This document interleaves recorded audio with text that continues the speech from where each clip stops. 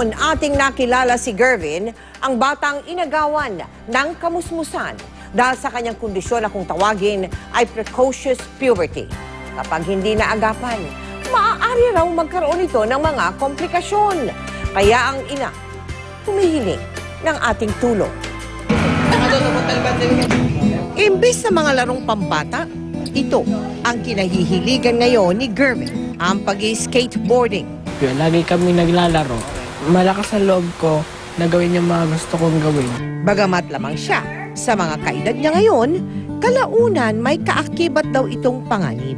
Kagaya ngayon, 9 na taong gulang lamang si Gervin, pero ang edad ng kanyang mga buto pang 15 taon na. Ang problema, pag mataas ang testosterone niya, yung tumigil ang paghaba ng buto, pwedeng dumating ng maaga sa kanya. Pwedeng maging bansot siya. Kailangan din daw na gabayan ng isang batang may ganitong kondisyon. The mother has to guide the child with precocious puberty sa kanyang sexual urge. Medyo magiging aggressive sila sexually.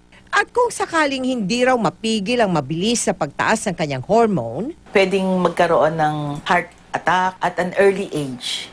kaya kinakailangan maaga pa lang, maagapan na ang pagtaas ng kanyang hormone. Pipigilan nating dumikit dun sa bone, muscles, and other parts of the body affected by the hormone.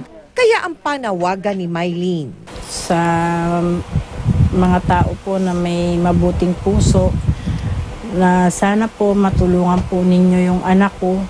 at kung may napapansin naman daw na kakaiba ang mga magulang sa kanilang mga anak, Dapat pumunta agad sa endocrinologists. Hindi porket mabilis ang paglaki, matuwa na tayo. Merong mabilis na paglaki na abnormal.